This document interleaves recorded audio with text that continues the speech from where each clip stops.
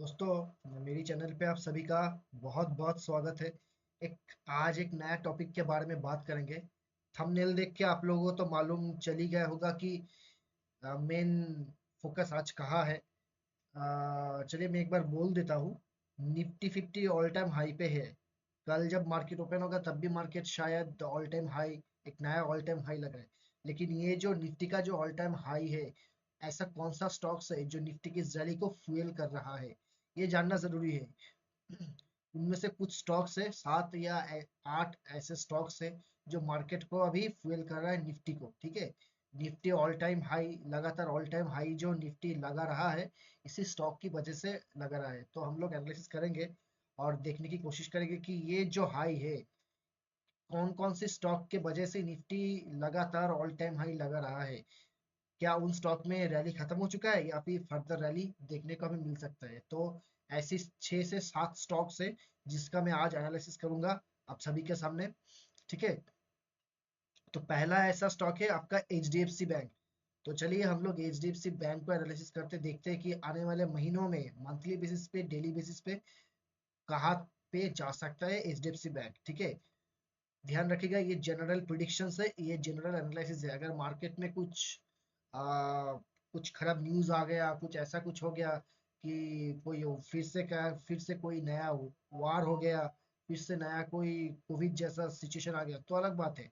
हम general analysis करेंगे कि चार्ट के बेसिस पे, प्राइस के बेसिस पे HDFC बैंक हो या फिर जो 6 7 स्टॉक्स है जो निफ्टी को फ्यूल कर रहा है ऑल टाइम हाई की तरफ, उन सभी स्टॉक्स का नेक्स्ट मूव, या यहाँ से या फिर इन लोगों का नीचे आ सकता है या फिर ऊपर जा सकता है, इसकी बेसिस पे हम लोग एनालिसिस करेंगे। ठीक है।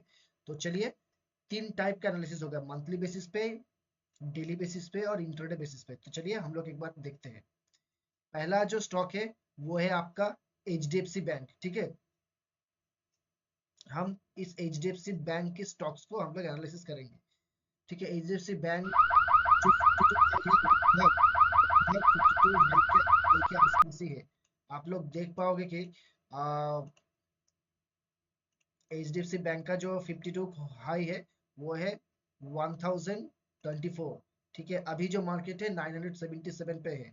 तो क्या मार्केट यही से ऊपर जाएगा, इसको थोड़ा सा हम लोग एनालिसिस करेंगे। एनालिसिस करने के बाद थोड़ा सा हम हिस्ट्रिकल चार्ट भी देखेंगे। ठीक है।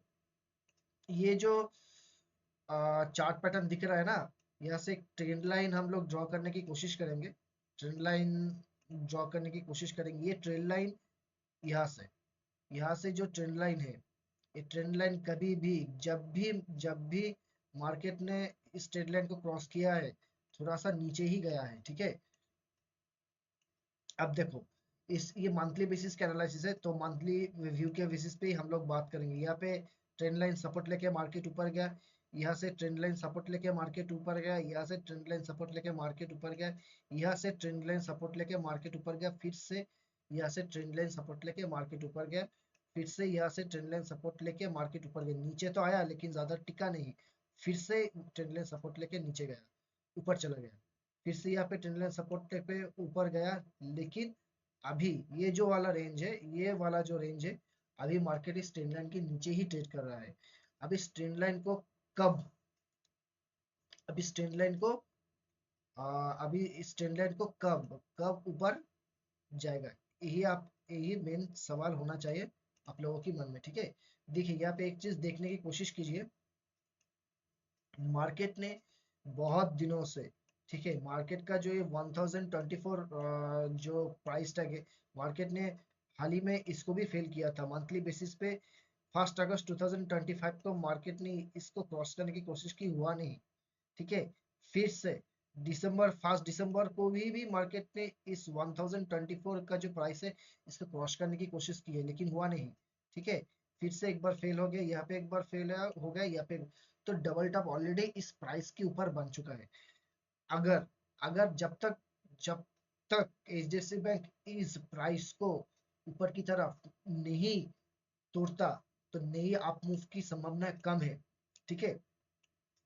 इसके और इसको एनालिसिस करने के लिए हम लोग एक बार फिबोनाची का ट्रेंड बेस्ड जो टूल है उसको हम एक बार के लिए यूज करेंगे, देखेंगे कि मार्केट का जो रिसेंट बटन था, ठीक है, मार्केट ने जो रिसेंट बटन बनाया था, देख लेते एक बार। ये वाला एक बटन था और ये वाला एक बटन था, ठीक है। इसी रेंज पे आके मार्केट में ऊपर गया और इसी रेंज को सपोर्ट लेके मार्केट ने एक बार ऑल टाइम हाई की तरफ गया है, ठीक है। तो ये वाला जो रेंज है हम लोगों के लिए सपोर्टर्स का डिमांड एंड सप्लाई जोन बन गया, ठीक है, मंथली बेसिस पे, जो कि बहुत ही नीचे है, लेकिन हम लोगों को ध्यान रखना पड़ेगा।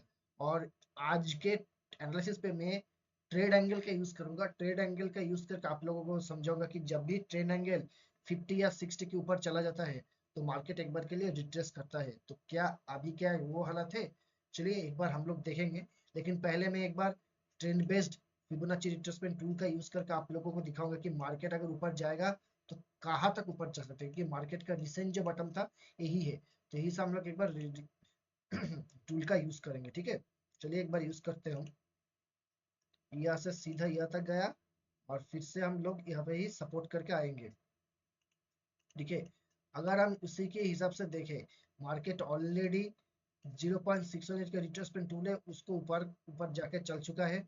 मार्केट का जो 0.786 रिट्रेसमेंट पॉइंट है 914, इसको भी मार्केट ऊपर ऊपर जाके ऊपर जा चुका है। तो अगर मार्केट रिट्रेस बैक करता है तो मैक्सिमम इस लेवल तक मार्केट आ सकता है, ठीक है, 871। ये एक लेवल बन रहा है trend base Fibonacci retracement tool की हिसाब से। और 0.786 के लेवल पे और एक लेवल बन रहा है जो है 941, ठीक है। इन दोनों लेवल पे आप लोग ध्यान रखिएगा। अगर ये लेवल ब्रेक नीचे की तरफ ब्रेक करता है मंथली बेसिस पे, तो ही निफ्टी तो ही सॉरी तो ही एचडीएफसी बैंक फिर से 875 की तरफ मूव कर सकता है, ठीक है। अगर ऊपर की बात करें, अगर मार्केट 1024 को ब्रेक करता है तो मंथली बेसिस पे एक बहुत ही बड़ा टारगेट आ रहा है, वो है 1275। अगर उसके ऊपर अगर दिखे तो 1677, ये बहुत ही ऊपर का टारगेट है।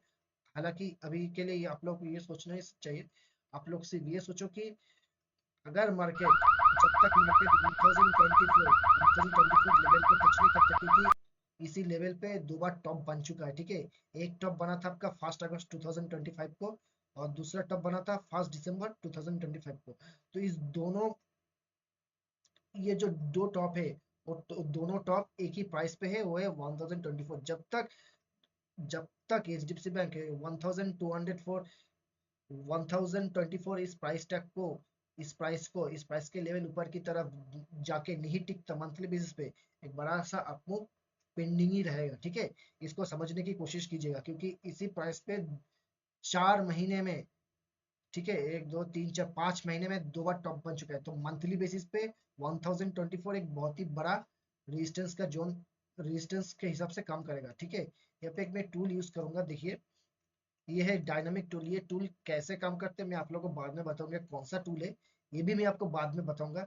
लेकिन अभी के लिए आप देखिए, जो 100% लेवल, ठीक है, जो 100% दिख रहा है मंथली बेसिस पे, वो है 1060। 1060 में सबसे ज्यादा रेजिस्टेंस अभी के लिए है। तो जब तक मार्केट 1024 लेवल को क्रॉस नहीं करता तब तक 160 लेवल तक पहुंचना मुश्किल है। उसके बाद सबसे बड़ा जो रेजिस्टेंस है 1000 1100 के ऊपर है। उसके बाद ही आप लोगों को 1273 जो प्राइस है वो दिखने को मिलेगा, ठीक है। तो इसके बेसिस पे हम लोग एनालिसिस फिर से करेंगे। ये था मंथली बेसिस पे, ठीक है, मंथली बेसिस पे ये था एनालिसिस। चलिए एक बार के लिए हम लोग डेली बेसिस पे भी देखेंगे कि मार्केट का हाल क्या है, एचडीएफसी बैंक का हाल क्या है, ठीक है। चलिए आ, देखिए, अब यहाँ से एक चीज बहुत अच्छी तरीके से हम लोगों को दिख सकता है कि डेली बेसिस पे जो बटन बनाया था मार्केट ने वो था ये वाला, ठीक है। डेली बेसिस पे अगर आप देखोगे तो मार्केट ने दो जगह पे बटन बनाए हैं, ठीक है। ये वाला बटन, ये है ये वाला बटन, ठीक है। ये है डब्ल्यू पैटर्न, ठीक है, इस लेवल से लेके इस लेवल तक, ठीक है। एक बार याद रखिएगा, इस लेवल तक ये है सबसे बड़ा सपोर्ट जोन। मैंने मंथली बेसिस पे चार्ट में भी आप लोगों को ये दिख गया होगा कि मैंने उसमें भी बोला था कि ये वाला जो जोन है ये सपोर्टर्स का सबसे बड़ा डिमांड एंड सप्लाई जोन है, ठीक है। आज आज के बेसिस पे अगर आप कैंडल देखोगे, जो HDFC बैंक का कैंडल है ये है, ये जो कैंडल है ध्यान से देखिएगा, ये जो कैंडल है डेली बेसिस पे जो कैंडल बना है वो कोई अच्छा इशारा तो है नहीं HDFC बैंक की। ये जो कैंडल है HDFC बैंक का, इसको बोलते हैं बियरिश माराबोजू कैंडल, क्योंकि इसका ना ही तो कोई अपर वीक है, इसका ना ही तो कोई लोअर वीक है। जब भी ऐसी कैंडल बनता है जिसका कोई वीक नहीं होता, वो कहलाता है बियरिश माराबोजू। बियरिश माराबोजू कैंडल जब डेली बेसिस पे फॉर्म किया है, ये कोई अच्छा संकेत नहीं है। तो अगर उस हिसाब से देखें तो हम लोगों का इमिनेंट सपोर्ट कहाँ दिखेगा? अभी HDFC बैंक का इमिनेंट जो सपोर्ट हमको दिख रहा है वो है 938 से लेके 921। ठीक है, ये बहुत ही स्ट्रॉन्ग जोन है। इसी स्ट्रॉन्ग जोन में डबल बटन बना के, डबल बटन बनाते हुए एचडीएफसी बैंक 1024, ठीक है, जो लेवल मैंने आप लोगों को बोला 1024, जब तक इस लेवल को मार्केट क्रॉस नहीं करता 1024, आप 1020 से 1024 पकड़ के चलो, ठीक है। जब तक इस लेवल को मार्केट क्रॉस नहीं करता तब तक मार्केट के लिए ऊपर जाना अभी थोड़ा मुश्किल है, ठीक है। क्योंकि आप एक चीज का ध्यान रखो, डेली बेसिस पे कितनी बार 1024 से मार्केट ने रिजेक्शन लिए। एक बार, ये गया दो बार, ये गया तीन बार, ये गया चार बार। तो जब तक ऊपर की तरफ 1024 और नीचे की तरफ 9,938 से 921 इस लेवल को नहीं तोड़ते तब तक हम बियरिश नहीं होंगे, बियरिश की तरफ बायस नहीं होंगे एचडीएफसी बैंक के लिए, ठीक है। ये बहुत ही देखना जरूरी है। ये पैटर्न आप लोगों को एक बैक पैटर्न की तरफ इशारा करता है। ऐसे गया मार्केट, ऐसे गया, ऐसे गया, ऐसे गया, फिर से हो सकता है कि इसी लेवल पे आके ऐसा बटन फॉर्मेशन करके हो सकता है कि मार्केट फिर से ऊपर जाए। तो इसके लिए हम लोगों को वेट करना पड़ेगा, ठीक है। जब तक आप लोग वेट नहीं करोगे, क्योंकि देखिए दोस्तों ये शेयर मार्केट है, प्राइस भगवान छे। ये जो डिमांड एंड सप्लाई जो क्रिएट हुआ है सपोर्ट पे, ये किस लिए क्रिएट हुआ है? क्रिएट हुए ही ना इसलिए क्योंकि यहाँ पे सपोर्टर्स का सबसे बड़ा डिमांड एंड सप्लाई जोन है। तो जब तक सही प्राइस पे एचडीएफसी बैंक नहीं आता तो अभी के लिए खरीदारी करने का कोई मतलब नहीं बनता। शायद हो सकता है कि कल के टाइम पे भी मार्केट एक बार के नीचे आ सकता है। तो उसके हिसाब से मार्केट का जो इमिनेंट सपोर्ट होगा डिमांड एंड सप्लाई जोन में आने से पहले, और एक सपोर्ट लेवल मार्केट का है वो है 953। तो ध्यान रखिएगा इसी लेवल में मार्केट एक बार के लिए आ सकता है, हो सकता है कि इसी लेवल पे आके फिर से ऊपर चला जाए। तो हमारे लिए रेंज क्या बन रहा है? हमारे लिए रेंज बन रहा है 990 920 से 954। इसी रेंज में अगर कोई बुलिश कैंडलस्टिक चार्ट के से अगर एक बुलिश सिग्नल मिलता है तो ही हम लोग यहाँ से एक बार के बाय जोन में आने के बाद हम लोग बाय करने के लिए सोच सकते हैं, ठीक है। यहाँ पे थोड़ा आप लोगों को ध्यान रखना पड़ेगा। जब तक आप ध्यान नहीं रखोगे, अच्छे प्राइस पे नहीं खरीदोगे, मार्केट गिरेगा तो आप लोगों को पेन होगा, ठीक है। तो इस टाइम पे एचडीएफसी बैंक में थोड़ा सा रुक जाओ। रुकने के बाद आप लोग देखोगे, क्योंकि मार्केट अभी जैसे निफ्टी भी ऑल टाइम हाई पे है और निफ्टी भी ऑल टाइम हाई पे है, बैंक निफ्टी भी ऑल टाइम हाई पे है, लेकिन एचडीएफसी बैंक बियरिश माराबुजू कैंडल के साथ आज क्लोज है। तो कुछ मतलब डाइवर्जेंस दिखा रहा है, राइट। क्योंकि निफ्टी ऑल टाइम हाई पे है, एचडीएफसी बैंक तो ऑल टाइम हाई पे नहीं है। एक डाइवर्जेंस क्रिएट करने की कोशिश हो रही है। तो देखो क्या होता है जब भी, अगर इसी प्राइस रेंज में आपको मिले 953 से 921, इस प्राइस में अगर मिले तो आप लोग छोटा मोटा खरीदारी कर सकते हो विथ प्रॉपर स्टॉप लॉस के साथ, ठीक है। यह ध्यान रखिएगा, क्योंकि मैंने मंथली बेसिस पे भी बोला है और डेली बेसिस पे बोला है, क्योंकि ये लॉन्ग टर्म पर्सपेक्टिव से मैं ये वीडियो बना रहा हूँ भाई, इंटरडे के बेसिस पे नहीं। तो इंटरडे के बेसिस पे अभी एनालिसिस में नहीं करूंगा, क्योंकि ये प्योरली लॉन्ग टर्म बेसिस पे है। क्योंकि निफ्टी ऑल टाइम हाई पे है, bank Nifty all time high पे है। तो कौन से ऐसे स्टॉक्स है जो मार्केट को फ्यूल कर रहा है, मार्केट को इतनी लगातार हर रोज आगे लेके जा रहा है, तो उसको भी देखना जरूरी है हमारे लिए, ठीक है। ये था पहला स्टॉक एचडीएफसी बैंक। चलिए दोस्तों, इसके बाद हम दूसरे स्टॉक की तरफ मूव करते हैं। दोस्तों दूसरा स्टॉक है आपका आईसीआईसी बैंक। चलिए आईसीआईसी बैंक को एक बार के लिए देखेंगे हम, लेकिन उससे पहले एक बार के लिए हम लोग एचडीएफसी बैंक के मंथली व्यू पे भी चलेंगे, ठीक है।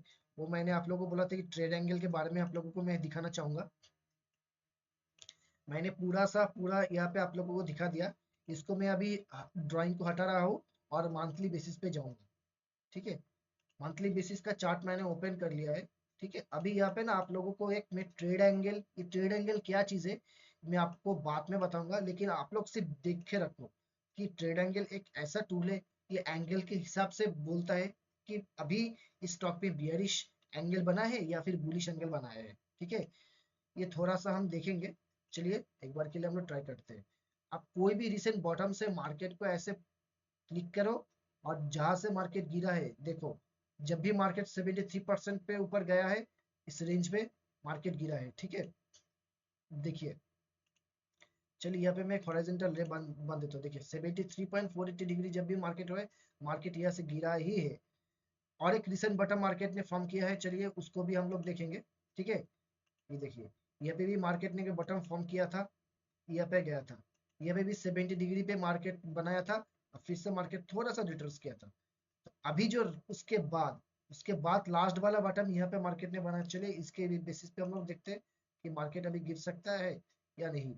देखिए, मैंने बोला जब भी 50 या 60 के आसपास मार्केट ट्रेड एंगल बनता है, तो हो सकता है कि और थोड़ा ऊपर जाके रिट्रेस करने की कोशिश करे। तो उसी हिसाब से अगर देखें, तो अभी 61.36 ट्रेड एंगल पे मंथली बेसिस पे एचडीएफसी बैंक बैठा हुआ है। हो सकता है कि यहाँ से थोड़ा सा रिट्रेस करे, थोड़ा सा रिट्रेस करके हो सकता है कि थोड़ा सा नीचे आए। और कितना नीचे आएगा डेली बेसिस पे वो तो मैंने आप लोगों को बोल ही दिया है। तो उस लेवल को ध्यान पे रखते हुए आप लोग थोड़ा काम करना। ठीक है, ये था एचडीएफसी बैंक के एनालिसिस। इसके बाद हम लोग मूव करेंगे आईसीआईसी बैंक के एनालिसिस पे। ये है आईसीआईसी बैंक का मंथली एनालिसिस। इस पर भी देखना दोस्तों, मंथली बेसिस पे अगर हम जाए, मंथली बेसिस पे एक चीज हम लोगों को दिखने को मिल रहा है कि हर ट्रेड पे, हर एक ट्रेड पे हम लोग ड्रॉ करने की कोशिश करेंगे ट्रेंड लाइन। चलिए इस पे भी अगर हम ट्रेंड लाइन की ड्रॉ करने की कोशिश करें, क्या कोई ट्रेंड लाइन बन रहा है, कोई सपोर्टिव ट्रेंड लाइन बन रहा है? नहीं बन रहा है, अभी के लिए तो नहीं बन रहा है। ठीक है, तो इस पर हम लोग यूज करेंगे बॉलिंजर बैंड। अगर आप बॉलिंजर बैंड को देखोगे, तो जब भी ये रेड वाला जो लाइन है, ये रेड वाला लाइन के ऊपर जब भी मार्केट पहुंचा है, तो वहां पे सीधा की मंथली बेसिस पे रिट्रेस ही किया है। तो अगर हम कोशिश देखें, अभी अभी जो है, अभी जो आईसीआईसी बैंक है, जो बॉलिंजर बैंक का मिडिल पॉइंट है, इस मिडिल पॉइंट पे फंसा हुआ है। ठीक है, ये मिडिल पॉइंट पे फंसा है, मिडिल पॉइंट पे अटका हुआ है। तो मिडिल पॉइंट कौन सा है? एक 1329। तो हो सकता है मार्केट अभी यहाँ पे रुके, थोड़ा सा नीचे आए। अगर नीचे आएगा तो कितना नीचे आएगा देखिए, बॉलिंजर बैंड के हिसाब से बॉलिंजर बैंड का जो लोअर बैंड है, उसका लेवल निकल के आ रहा है आपका 1162। हो सकता है कि मार्केट यहाँ पे आए, क्योंकि मार्केट जब भी आप लोग हिस्टोरिकल चार्ट दिखे, यहाँ पे एक बार मार्केट ने टच किया, नीचे आया, यहाँ पे एक बार टच किया, नीचे आया, यहाँ पे एक बार टच किया, नीचे आया, यहाँ पे एक बार टच किया, नीचे आया। तो जब तक मार्केट में, जब तक आईसीआईसी बैंक का चार्ट बॉलिंजर बैंक के मिडिल लाइन को क्रॉस करके मंथली बेसिस पे नीचे की तरफ क्लोज नहीं देता, तब तक हम इस स्टॉक पे बुलिश ही रहेंगे। ठीक है, आप लोग देखिएगा, ये देखिए, अगर हम हिस्ट्रिकल चार्ट पे थोड़ा ध्यान दें, यहाँ पे गया, फिर से रिट्रेस होकर नीचे गया, मंथली बेसिस पे यहाँ पे एक बार रेड कैंडल बॉलिंजर बैंड का जो मिडिल लाइन है उसके नीचे क्लोज दिया था, तो मार्केट फिर से नीचे आया। ठीक है, ठीक है, यहाँ पे देखिए, यहाँ पे भी मंथली बेसिस पे बॉलिंजर बैंड का जो मिडिल लाइन है उसके नीचे क्लोज दिया, तो फिर से उसके बाद मार्केट नीचे आया, मतलब आईसीआईसी बैंक का स्टॉक नीचे आया। तो अभी का जो माहौल है, ठीक है, अभी का जो स्टॉक में जो माहौल बन के रखा है इसका, देखिए, मिडिल पॉइंट आ रहा है 1328 लेवल पे। जब तक मंथली बेसिस पे आईसीआईसी बैंक 1328 के नीचे क्लोज नहीं देता, तब तक इस स्टॉक में हम लोग बियरिश नहीं होंगे। हो सकता है कि मार्केट यहाँ पे सपोर्ट लेके, जो ऑल टाइम हाई है, ठीक है, 1500, हो सकता है कि इसको और एक बार टच करने की कोशिश करे, क्योंकि आईसीआईसी बैंक भी 52 वीक के बहुत ही आसपास है, कोई कुछ ज्यादा दूर नहीं है। यहाँ से अगर हम क्रॉस देखें, इस प्राइस से अगर हम देखें, तो लगभग 10% और 10% और जाना पड़ेगा। ठीक है, अगर और 10% मूव करे, तो हो जाएगा यहाँ पे ऑल टाइम हाई को शायद टच कर देगा आईसीआईसी बैंक। ठीक है, तो बॉलिंजर बैंड को हटाएंगे और एक नई चीज के हम लोग देखेंगे। ठीक है, चलिए देखते हैं।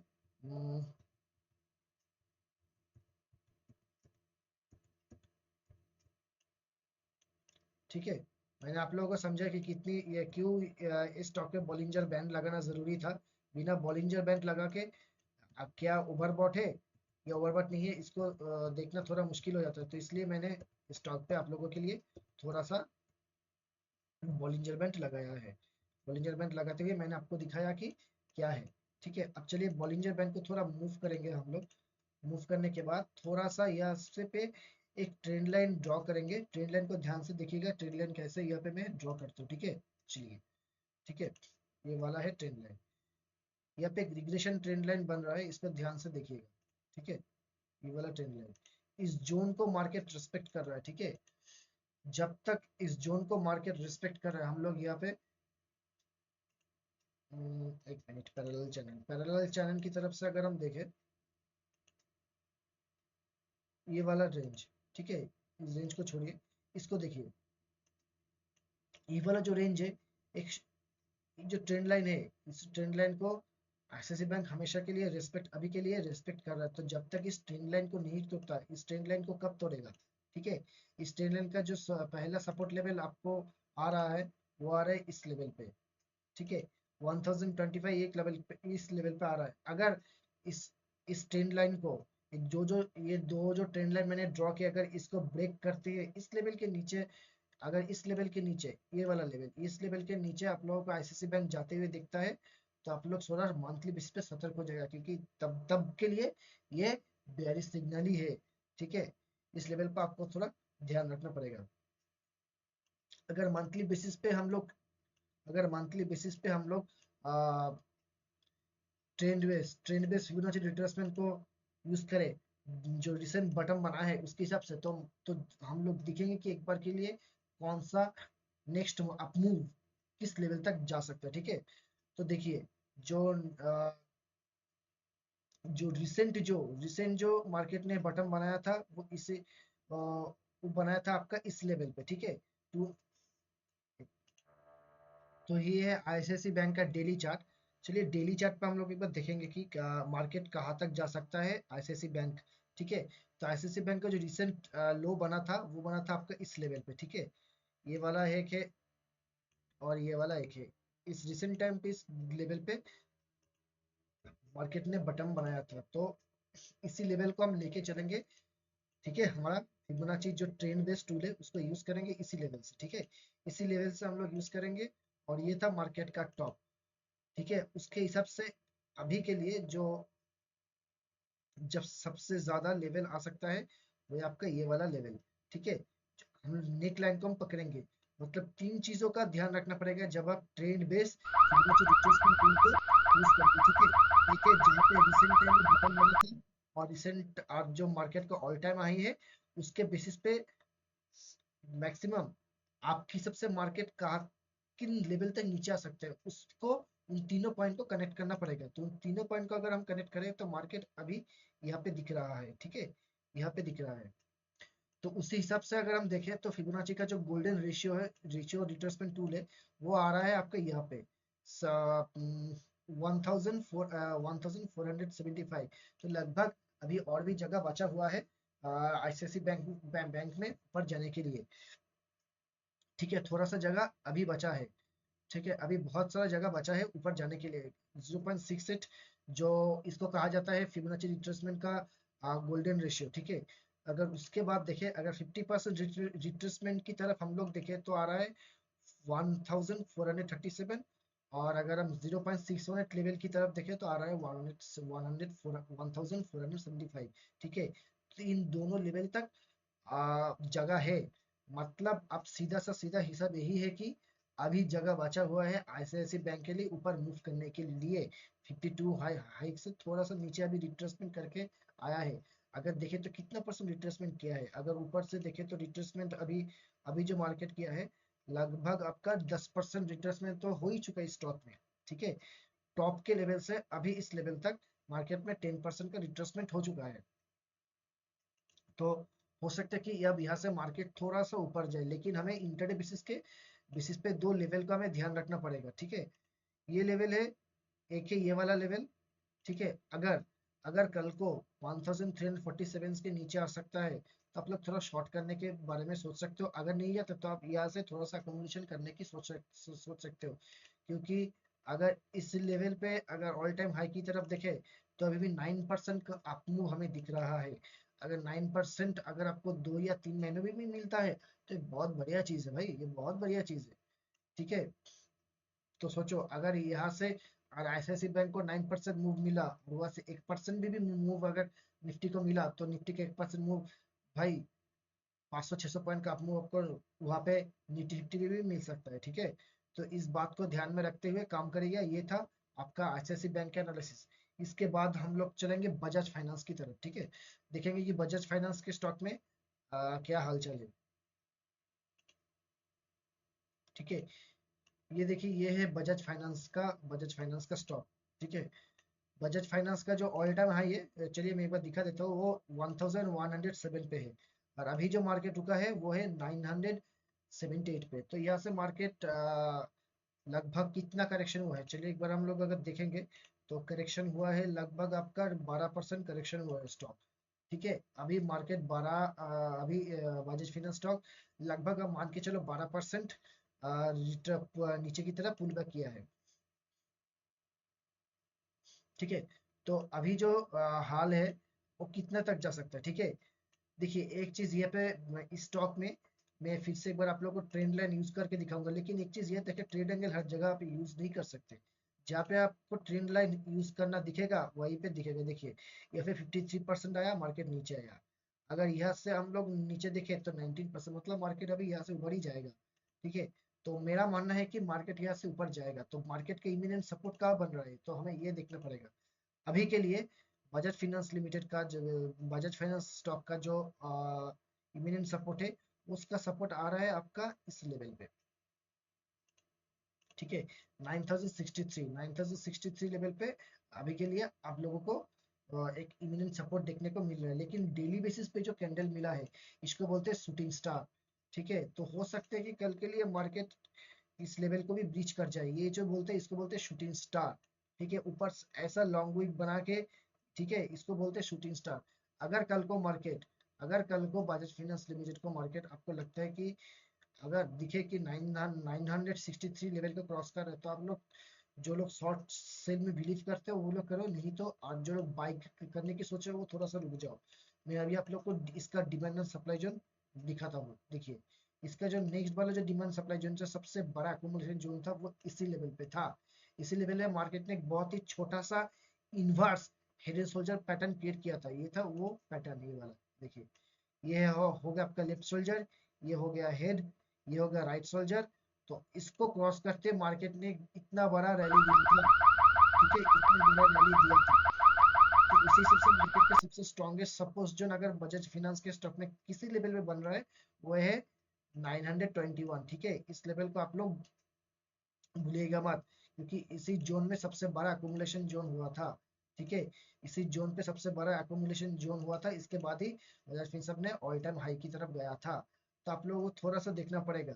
और एक जगह पे फिर से और एक जगह पे देखिए, ये वाला देखिए, ये था लेफ्ट शोल्डर, ये था हेड, ये था राइट शोल्डर, और फिर से एक बार के लिए मार्केट ने अपनी दे दिया। तो भैया, तो आप लोग एक चीज देखो कितनी बार inverse head and shoulder pattern Bajaj finance के चार्ट में बना है, ठीक है। तो सर ये वाला एक था यहाँ पे बना है, एक था यहाँ पे बना है, क्योंकि और इसी लेवल पे, और अभी तक तो हमें ऐसा कोई चार्ट अभी देखने को नहीं मिला। यहाँ पे एक बार देखने को मिले, देखिए ये वाला है, ये हो गया लेफ्ट शोल्डर, ये हो गया राइट शोल्डर, ये हो गया हेड और ये हो गया राइट शोल्डर, लेकिन इसको मार्केट क्रॉस नहीं कर पाया। तो क्या बनता है, यहाँ से आपको क्या मिल रहा है, जब तक मार्केट 1044 लेवल को नहीं तोड़ता फिर से एक बार ऑल टाइम हाई के लिए मार्केट को जाना थोड़ा सा मुश्किल रहेगा। तो हमें देखना पड़ेगा कि मार्केट 963 से 921 लेवल को तोड़ता है या फिर यहाँ पे आके फिर से कंसोलिडेट करते हैं और कोई बुलिश चार्ट पैटर्न के साथ फिर से ऊपर जाता है। तो हमें ये चीज देखना पड़ेगा। अगर ऊपर की तरफ 1044 लेवल को तोड़ रहा है, अगर तोड़ रहा है मार्केट, तो हो सकता है कि अगले 1 महीने 2 महीने में फिर से एक बार ऑल टाइम हाई की तरफ हमें दिखा। तो ये था एक छोटा सा एनालिसिस बजाज फिनसर्व का डेली बेसिस पे, ठीक है। इसके बाद हम लोग जाएंगे बजाज फिनसर्व, ठीक है। मैं जो जो स्टॉक आप लोगों को बता रहा हूँ एनालिसिस के, वो सभी स्टॉक अपनी 52 हाई के आसपास ही है, ठीक है। और यही स्टॉक है जो निफ्टी को अभी फेल कर रहा है, तो हमें देखना पड़ेगा, ठीक है। बजाज, एक मिनट, बजाज फिनसर्व, चलिए बजाज फिनसर्व को भी हम लोग एक बार देख लेते हैं। बजाज फिनसर्व जो है, बजाज फिनसर्व अभी अभी जो बजाज फिनसर्व का चार्ट है, चलिए एक बार देख लेते हैं। ये है बजाज फिनसर्व का डेली बेसिस का चार्ट। भैया आप लोगों को इस चार्ट में बहुत कुछ दिखने लगे, ऐसे ऐसे ऐसे ऐसे ऐसे ऐसे ऐसे ऐसे ऐसे, मतलब बहुत ही जिगजैग है। जब भी आपको ऐसी पैटर्न दिखेगा ना, आप सीधा काम करना, ट्रेंड बेस्ड फिबोनाची टूल यहाँ पे यूज करना, क्योंकि ट्रेंड बेस्ड फिबोनाची टूल कहाँ से किस लेवल पे आप लोगों को कनेक्ट करना है मैंने आप लोगों को बोला है। चलिए मैं एक बार फिर से इसी लेवल पे आप लोगों को यूज करके दिखाता हूँ। देखिए सबसे नजदीकी बॉटम कहाँ पे बना था, ठीक है, इस लेवल पे। इस लेवल से हम यहाँ तक पकड़ेंगे, और ठीक है, और इसी लेवल तक हम लोग यूज करेंगे। जो मिनिमम सपोर्ट बन सकता है मार्केट का, उसी लेवल पे हम लोग यूज करेंगे। अगर उसी लेवल पे हम लोग देखें, ठीक है, ये देखिए, जो फिबोनाची का अभी अभी जो रिट्रेसमेंट टूल दिखा रहा है 0.68 लेवल का, वो है 2216 लेवल पे। और 50% का जो रिट्रेसमेंट और 50% का जो लेवल है वो दिखा रहा है आपका 2179 पे। और अभी मार्केट रुका हुआ है 2039 लेवल पे। लेकिन इस लेवल को जाने से पहले मार्केट को दो लेवल को तोड़ना पड़ेगा, ठीक है। एक वाला लेवल है आपका, ये वाला लेवल 2095, और ये वाला है, ये वाला एक लेवल, अब मान के चलिए ये वाला डिमांड जोन, ठीक है। इन दोनों लेवल को तोड़ना पड़ेगा जब तक मार्केट, देखिए क्यों क्यों, क्योंकि इस जगह पे मार्केट ने टॉप बना चुका है। ये एक बार टॉप बनाया है, फिर से नीचे गिर गया, फिर से एक बार यहाँ पे आके नीचे गिर गया, फिर से एक बार यहाँ पे आके मार्केट नीचे गिर गया, फिर से एक बार यहाँ पे आके मार्केट नीचे गिर गया। और मार्केट जब तक इसको फिर से इसके आसपास जाके 2094 को क्रॉस नहीं करता, यहाँ पे जाके कोई बुलिश पैटर्न या कोई डब्ल्यू पैटर्न नहीं बना के इसको तो नहीं तोड़ता, तब तक के लिए मुझे लगता है थोड़ा सा रुक जाइए, ठीक है। अभी इस स्टॉक में मैं कोई सेबी रिसर्च एनालिस्ट नहीं हूँ, लेकिन ये ओनली ये जो वीडियो मैं बना रहा हूँ एक एजुकेशनल पर्पज से है, तो उसको इसी हिसाब से देखिएगा, ठीक है।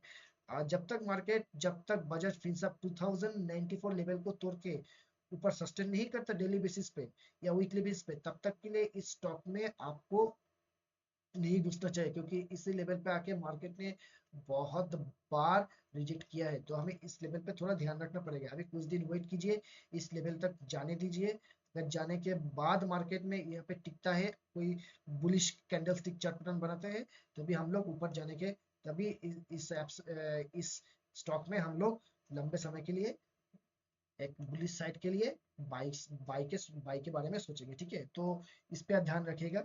चलिए इस बार को हम एक बार देख लेते हैं आपका वीकली बेसिस पे क्या दिखा रहा है चार्ट पे। हम लोग एक बार पूरा का जो पूरा है उसको रिमूव करते हैं, और एक बार चलते हैं मंथली बेसिस पे, ठीक है। मंथली बेसिस पे अगर हम जाए, हम वीकली बेसिस पे भी देखेंगे। मंथली बेसिस में अगर जो है देखिएगा, तो एक इनसाइड रेड कैंडल दिया है, एक बड़ा सा रेड कैंडल के बीच में एक इनसाइड रेड कैंडल दिया है। अभी ये मंथ अभी पूरा नहीं हुआ है, अभी अभी बहुत सारा दिन बाकी है, ठीक है। तो इसलिए हम वीकली बेसिस पे जाएंगे। वीकली बेसिस पे अगर जाए तो बड़ा सा रेड कैंडल देने के बाद यहाँ पे छोटा सा वीकली बेसिस पे, ये वीक तो अभी के लिए शुरू हुआ है, लेकिन इतना बड़ा, देखिए पहले वीक में, अगले ही वीक में कितना बड़ा कैंडल मार्केट ने मतलब अगले हफ्ते बजाज फिसब ने 3.49 लगभग 3.5% का रिटर्न दिया है। जो जो इस लोगों ने इसको गवाया है तो कुछ बोलना नहीं है, लेकिन अभी जो वीक है, ये वीक एक डोजी कैंडल की तरह इशारा करता है, तो इसलिए हम इसको अभी डेली बेसिस पे एनालिसिस करेंगे, और डेली बेसिस पे एनालिसिस करके मैंने आपको दे दिया है, तो थोड़ा सा ध्यान रखिएगा, ठीक है। तो चलिए इसके बाद हम लोगों का जो स्टॉक है वो है आपके इचियर मोटर। तो इचियर मोटर का हम देखेंगे कि एक बार के लिए इसमें आ, क्या चीज बन रहा है, ठीक है। इचियर मोटर के बारे में तो क्या ही कहना है, ये तो मतलब इचियर मोटर में जो ही लोग भी इन्वेस्ट किया है उन लोगों को तो मैं एक ही करूंगा, तौबा तौबा। मतलब बहुत बढ़िया रिटर्न बना के दिया है इशियर मोटर ने अभी के लिए, ठीक है। बहुत बड़ा तगड़ा रिटर्न बना के दिया है। क्योंकि अगर आपको एक स्टॉक में, ठीक है, एक साल के अंदर रिसेंट जो लो बनाई उसी हिसाब के अगर देखें तो अभी के लिए 12% का रिटर्न बना के दे दिया है, 12% का। ठीक है, अभी तो ये वीक खत्म नहीं हुआ है, तो इसको तो इसीलिए इसको हम पहले डेली बेसिस पे एनालिसिस करेंगे, देखेंगे डेली बेसिस पे एनालिसिस करने के बाद क्या दिखता है। देखिए भाई, सीधा हिसाब है, इचियर मोटर ने आज एक नया ऑल टाइम हाई बनाया है। इसका जो कंसोलिडेशन फेज था, देखिए इसको बोलते हैं कंसोलिडेशन फेज। मैं एक बॉक्स पैटर्न आप लोगों को ड्रॉ करके दे रहा हूँ, आप लोग देखिएगा। इसको बोलता है कंसोलिडेशन पैटर्न। इतना टाइम तक, इतनी दिनों तक एशियन मोटर एक कंसोलिडेशन फेज में था और इसको आज ब्रेक किया है। तो भैया इस स्टॉक में बहुत बढ़िया रैली आने वाला है, आप लोग लिख लो। क्योंकि जब भी ऐसे बॉक्स पैटर्न को तोड़ता है मार्केट, कोई भी स्टॉक तोड़े या भी कोई मार्केट तोड़े, तो ऊपर के साथ अच्छा खासा आप लोगों को अपसाइड देखने को मिलेगा। ठीक है, लेकिन ये कहाँ तक मिलेगा, चलिए इसके लिए मैं, मेरा सब प्यारा सा टूल है उसको मैं यूज करता हूँ। अभी के लिए आप लोगों को दिखाऊंगा नहीं कौन सा ये टूल है। ठीक है, अभी के लिए जो मार्केट का जो लास्ट टाइम जो मार्केट ने बॉटम फॉर्म किया था उस लेवल्स पे, देखिए ये वाला मार्केट ने एक बार बॉटम किया था, इस लेवल पे मार्केट ने एक बार फिर से बॉटम किया था, इस लेवल पे फिर से मार्केट बॉटम किया था, क्योंकि ये तीनों लेवल पे बार बार मार्केट टच लेके ऊपर चला गया। ठीक है, तो इसी लेवल से हम लोग ड्रॉ करेंगे। आज का जो ऑल टाइम हाई है उस पे हम ड्रॉ करेंगे, और नीचे जो, नीचे मतलब इमिनेंट जो बटन है उस पे हम कनेक्ट करेंगे। अगर उस पे हम कनेक्ट करते हुए दिखे तो अभी के लिए जो दिख रहा है, इचियर मोटर्स का जो सबसे नजदीकी जो, आप सबसे नजदीकी जो रेजिस्टेंस है वो 7545। अगर इसको मार्केट तोड़ता है तो लगभग आप मान के चलो नेक्स्ट टारगेट जो आप लोगों को दिखेगा डेली बेसिस पे 7883, और उसके बाद 8073, जहाँ पे है गोल्डन रेशियो फिबोनाची की रिट्रेसमेंट, फिबोनाची का 0.61। तो लगभग आप लोग मान के चलिए यहाँ से भी अभी इस स्टॉक का 8 से 9% टका, 8 से 9% टका अभी भी ऊपर अपग्रोथ दिख रहा है डेली बेसिस पे। ठीक है, अगर हम इसको मंथली बेसिस पे चलेंगे तो मंथली बेसिस पे जाने से पहले मैं एक बार पूरा का पूरा जो ड्राइंग है इसको हटाना चाहूंगा, उसके बाद ही हम जाएंगे मंथली बेसिस पे। ठीक है, अगर मंथली बेसिस पे हम लोग चलेंगे, चलिए इसके बाद एक बार वीकली बेसिस पे देख लेते हैं। वीकली बेसिस पे अगर हम बॉलिंजर बैंड इस पे यूज करते हैं तो देखो बॉलिंजर बैंड भी दिखा रहा है कि ये जो स्टॉक है इसका जो अपर बैंड है, अपर बैंड कभी टच नहीं किया है, इसका अपर बैंड आ रहा है 7815। हो सकता है कि इसको भी कल, इसको भी है तो हो सकता है कि कैसे अगले आने वाले एक महीने में शायद इसको टच कर जाए। ठीक है, क्योंकि एक चीज समझने की कोशिश कीजिएगा, जब तक अपर बॉलिंजर बैंड को ऊपर ऊपर की कोई कैंडल छू के ऊपर नहीं जाता, तब तक आप लोगों को उस स्टॉक पे बियरिश मूव नहीं लेना है। क्योंकि अगर बॉलिंजर बैंड की सबसे देखे जो बॉलिंजर अपर जो बॉलिंजर बैंड है उसका एकदम टॉप लेवल आ रहा है आपका 7815 तक, जहाँ पे फिबोनाची रिट्रेसमेंट का 0.5 लेवल का लेवल था। तो उसको तो मैंने अभी आप लोगों को दिखाया है। ठीक है, तो दो चीज अभी आपको ध्यान रखना जरूरी है। ठीक है, तो सपोर्ट कहाँ पे बन रहा है, अगर हम वीकली बेसिस पे देखें तो वीकली बेसिस पे सबसे ज्यादा सपोर्ट अभी 6620 है। ये बहुत ही नीचे वाला लेवल है। शायद अभी के लिए इस नीचे इतना नीचे एशियन मोटर नहीं आए। ठीक है, तो उसको हम क्लोज करते हुए एक बार जाएंगे मंथली बेसिस पे। मंथली बेसिस पे जगह देखेंगे कि क्या ये कोई जोन में है। देखिए क्यों मैं बोल रहा हूँ कि 6600 पर यहाँ पे इतना बड़ा डोजी कैंडल बनाया था मार्केट ने, इतना बड़ा डोजी कैंडल बनाया था। ठीक है, इसको बोलते हैं डोजी कैंडल्स। बहुत लोगों को लगा होगा कि ये कैंडल जो है, ये कैंडल मार्केट को इतना बड़ा अपमूव देने के बाद एक डोजी कैंडल का मतलब है मार्केट यहाँ पे रुक जाएगा, लेकिन रुका नहीं, इसको क्रॉस करके ऊपर चला गया। तो मार्केट आप मान के चलिए कि अभी के लिए अभी के लिए मैं मान रहा हूँ कि थोड़ा सा रिट्रेस होने दीजिए, क्योंकि बहुत भाग चुका है स्टॉक, शायद और भी भागे, शायद 400 300 400 पॉइंट और ऊपर भागे, लेकिन थोड़ा रुक जाए। जब तक मुझे लगता है कि इस लेवल पे आके थोड़ा सा रिट्रेसमेंट आपको दिख सकता है। 7815 टच करने के बाद थोड़ा सा शायद आपको रिट्रेसमेंट लेवल दिखे, क्योंकि ये बॉलिंजर बैंड का बॉलिंजर बैंड का अपर बैंड है, अपर बैंड का टॉप है। ये जो 7815 है, ये बॉलिंजर बैंड का जो अपर बैंड है उसका टॉप है। हो सकता है कि इस लेवल को टच करके थोड़ा सा मार्केट नीचे आए। तो स्टॉक में अभी वेट एंड वॉच कीजिए। मुझे नहीं लगता कि स्टॉक में अभी के लिए इन्वेस्ट करना सही होगा। आप अपने जो कंसल्टेंट है, फाइनेंशियल कंसल्टेंट, उसको उसके साथ एडवाइस करने के बाद ही कोई डिसीजन लीजिएगा। मैं एक एजुकेशनल पर्पज से ये वीडियो बना रहा हूँ, ठीक है। तो ये था, ये गया इचियर मोटो। इसके बाद हम देखेंगे कोटक महिंद्रा बैंक। ठीक है, कोटक महिंद्रा बैंक भी अपने 52 के हाई के आसपास ही है। तो हम देखेंगे कोटक महिंद्रा बैंक में क्या होता है। ठीक है, रिसेंट जो आप एक चीज देखिएगा, हर एक स्टॉक में जब भी कोई ब्रेकआउट आता है ऊपर की साइड, तो एक inverse head and shoulder pattern जरूर बनता है। यहाँ पे भी बना है, क्या आप लोगों को दिख रहा है वो? चलिए, मैं जिन लोगों को दिख रहा है तो बहुत बढ़िया है, और जिन लोगों को नहीं दिख रहा है मैं दिखा देता हूँ। देखिए ये वाला, ऐसे मार्केट गया, ऐसे गया, फिर से ऐसे गया, ऐसे गया। पता है इसको क्या बोलते हैं? इसको बोलते हैं कप एंड हैंडल पैटर्न। ये inverse head and shoulder pattern नहीं है, इसको बोलते हैं कप एंड हैंडल पैटर्न। मैं एक बार देखना चाहता था कि कितने लोग कमेंट कीजिएगा ये कौन सा पैटर्न है। जो लोग ऑलरेडी सुन लिया है वो लोग को नहीं, जो लोग को समझ में नहीं आ रहा, जो लोग वीडियो देखने से, ऐसे ड्रॉ करने से पहले ही समझ गए कौन सा पैटर्न है, वो लोग कमेंट में जरूर लिखिएगा, ठीक है। इसको बोलते हैं कप एंड हैंडल पैटर्न। ये कप एंड हैंडल पैटर्न जो बना है ना, इसका ब्रेकआउट तभी आएगा जब कोटक बैंक इस लेवल को तोड़ देगा। ठीक है, ये लेवल है 2304। जब तक इस लेवल को Kotak limited bank monthly basis पे नहीं तोड़ता तो बहुत बड़ा कोई अपमूव ऊपर के साइड आना अभी के लिए थोड़ा सा मुश्किल है, ठीक है।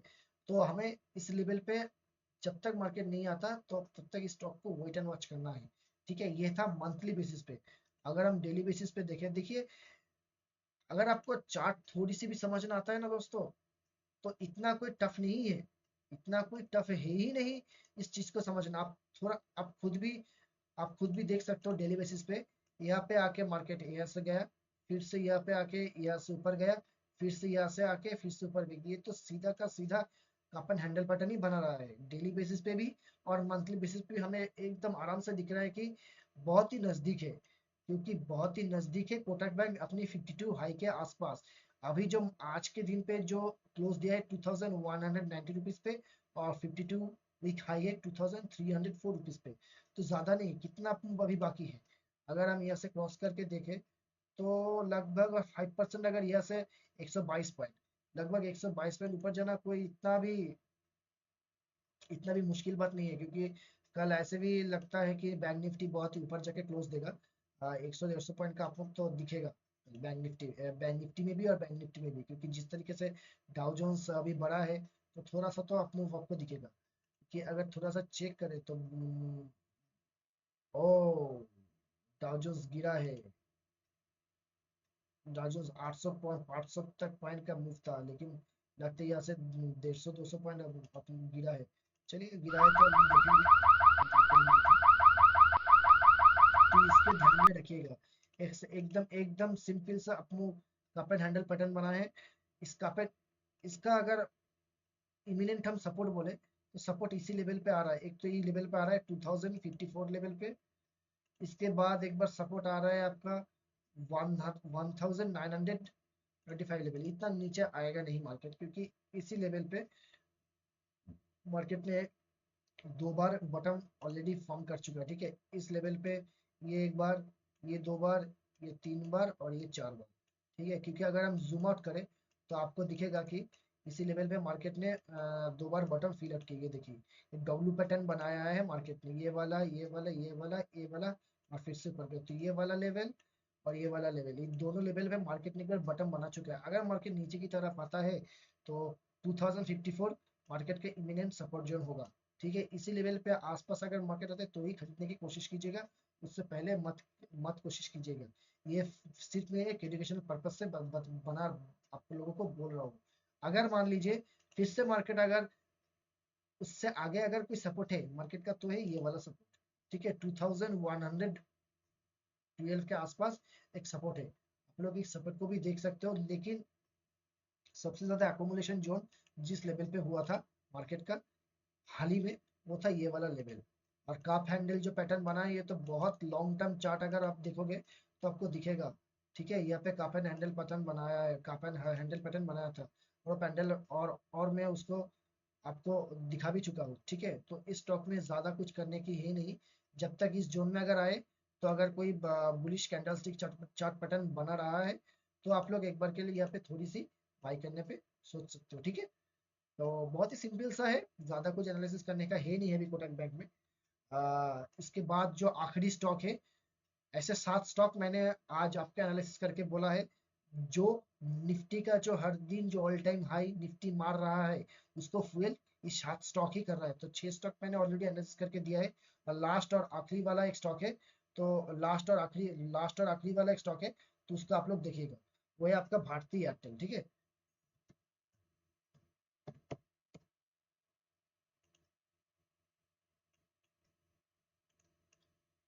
देखिए भारती एयरटेल के डेली बेसिस में एक बार हम लोग देखने की कोशिश करें कि क्या है। यहाँ पे भी अगर हम ट्रेंड लाइन ड्रॉ करने की कोशिश करें, ट्रेंड लाइन अभी यहाँ पे इतना तो नहीं है, लेकिन मैं फिर भी आप लोगों को एक चीज के ट्रेड एंगल दिखाना चाहूंगा। देखिए ट्रेड एंगल यहाँ पे अगर हम कोशिश करें, देखिए देखिए यहाँ पे थोड़ा सा अगर जब भी किसी स्टॉक में ट्रेड एंगल 55 या 60 के ऊपर आ जाता है, तो भाई वो रिट्रेस करता ही करता है। ठीक है, यहाँ पे हो गया 57%, यहाँ पे हम लोग देखें, देखिए ये वाला देखिए हो गया 62%, मार्केट ये सब पूरा का पूरा रिट्रेस करेगा। तो जब भी 55 या 60 के ऊपर चला जाता है, तो आप लोग एक बार जिन जिन लोगों को ट्रेड एंगल ड्रॉ करना आता है एक बार ड्रॉ करके देखिएगा, मार्केट रिट्रेस करता ही करता है। ठीक है, तो ये तो मैंने बोला ट्रेड एंगल। अब चलिए थोड़ा सा एनालिसिस करते हैं, एक बार बॉलिंजर बैंड अप्लाई करके देखते हैं। बॉलिंजर बैंड के हिसाब से एक नैरो रेंज बन रहा है। ठीक है, मार्केट में अभी अभी जो भारतीय एयरटेल का स्टॉक है उसमें एक नैरो रेंज बन रहा है। ठीक है, इस नैरो रेंज को किसी भी एक साइड को मार्केट को तोड़ना पड़ेगा। अभी जो अपर बैंड के हिसाब से मार्केट का जो टॉप लेवल है, एक मिनट, ये एयरटेल की सबसे बॉलिंजर बैंड का जो सबसे बड़ा अभी के लिए जो आ रहा है वो है 2202 पे, और अभी मार्केट रुका है 2105 के। तो हो सकता है कि मार्केट बॉलिंजर बैंड का जो अपर बैंड है उसका जो टॉप लेवल है वो है 2200, इसको टच करने की कोशिश करे। ठीक है, और जो सपोर्ट लेवल है बॉलिंजर बैंड का लोअर बैंड का जो सपोर्ट लेवल है वो है ये वाला लेवल 2000 2041। तो हो सकता है कि कल इसी रेंज में मार्केट फंसा होने की कोशिश करे, क्योंकि निफ्टी अभी बहुत मजबूत दिख रहा है, तो बहुत ही कम चांसेस है कि नीचे नीचे जो ये लेवल है इसको तोड़ के मार्केट नीचे गिरे। ठीक है, ये वाला लेवल, ऊपर के साइड ये वाला लेवल और नीचे साइड ये वाला लेवल, तो डेली बेसिस पे इन दोनों लेवल को आप लोग एक बार देखिएगा, समझिएगा। ठीक है, ज्यादा कुछ अभी है नहीं इस स्टॉक में एनालिसिस करने को।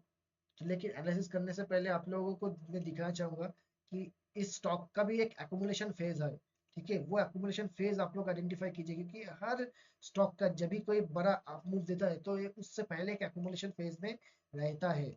ठीक है, ये वाला एक्यूमुलेशन फेज था, ये वाला एक था, ये वाला एक्यूमुलेशन फेज, और दूसरा अभी जो चल रहा है ये चल रहा है आपका ये वाला एक्यूमुलेशन फेज। तो ये वाला अकोमोडेशन फेज को कंप्लीट होने दीजिए। ये वाला अकोमोडेशन फेज कब कंप्लीट होगा, जब 2200 भारतीय एयरटेल पार कर जाएगा। ये वाला जो लेवल है 2200 2200 ये वाला लेवल क्रॉस करना जरूरी है, तभी एक बहुत ही बड़ा अपमूव आप सकता है। तो अपमूव अगर आए तो अपमूव किस लेवल तक आ सकती है, इसके लिए मेरा बहुत ही फेवरेट टूल है, मैं इसको यूज करना चाहूंगा। ठीक है, अगर इसको ब्रेक करता है, ठीक है, जो इमिनेंट लेवल है वो है आपका 2227, मतलब सीधा से सीधा यहाँ पे 27 से 20 पॉइंट का लोगों को एक दिन में अपमूव मिल सकता है। तो अगर इसी लेवल से अगर इसको अटैच करें तो पाँच, अब मान के चलो 5 से 6% का 5.5 से 6% तक का आप लोगों को अभी इस स्टॉक में मुझे तो ग्रोथ दिख रहा है। ठीक है, अपमूव मुझे एक्सपेक्टेड है, लेकिन इसको तोड़ने से पहले ये जो अकुमुलेशन जोन है इसको इसको समझना बहुत ही जरूरी है। ये वाला अकोमोडेशन जोन जब भी मार्केट ने ब्रेकआउट दिया, मार्केट ऊपर गया। ये वाला भी अकोमोडेशन जोन, क्योंकि दिल्ली भी से बहुत दिनों से भारतीय एयरटेल इस रेंज में फंसा हुआ है। जब तक इस रेंज को ऊपर साइड ये रेंज और नीचे साइड ये वाला रेंज को नहीं तोड़ता, तब चाहे ब्रेकआउट हो या ब्रेकडाउन हो, अभी इस स्टॉक में पॉसिबल नहीं है। इस रेंज में फंसा हुआ है, तो ये वाला इसको कहते हैं बॉक्स पैटर्न। ठीक है, ये भी याद रखिएगा। जैसे भी ऐसा अकोमोडेशन फेज आता है तो एक बॉक्स पैटर्न क्रिएट करता है, तो इसको बोलते हैं बॉक्स पैटर्न। तो आप लोगों को समझना होगा कि सबसे ज्यादा इजी लेवल है। जब तक 2041 को ब्रेक डाउन नहीं करता, आप लोग शॉर्ट सेल में नहीं जाना है, क्योंकि ये अकोमोडेशन फेज में अभी चल रहा है। और जब तक ऊपर वाला 2200 को नहीं तोड़ता है मार्केट, तब तक हमें बुलिश साइड में बायस नहीं होना है भारतीय एयरटेल स्टॉक पे। तो यही था आज का एनालिसिस। मैंने मेरा जो भी नॉलेज है उससे मैंने आप लोग को समझने की कोशिश किया है। अगर मेरी वीडियोस अच्छे लगी तो ज़रूर मेरे चैनल को सब्सक्राइब करके जाना, और इस कंटेंट को लाइक करना, और अपने दोस्तों और फैमिली मेंबर के साथ इस वीडियो को शेयर कर देना। ठीक है दोस्तों, गुड नाइट, जय श्री राम, राम राम।